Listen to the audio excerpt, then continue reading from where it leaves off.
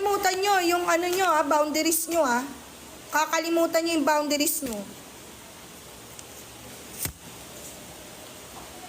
Una sa lahat, hindi nyo kami binabayaran dito para magtau-tauhan at gawin yung robot at gawin yung katatawanan sa harapan.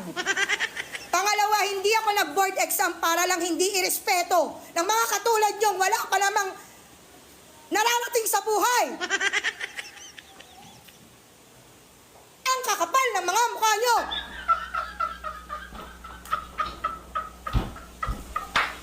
Di nyo nga kaya buhayin yung mga sarili nyo?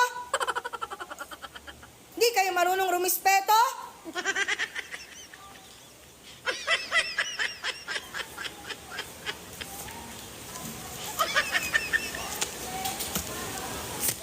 Mag-board exam din kayo para malaman nyo kung hanggang saan kayo.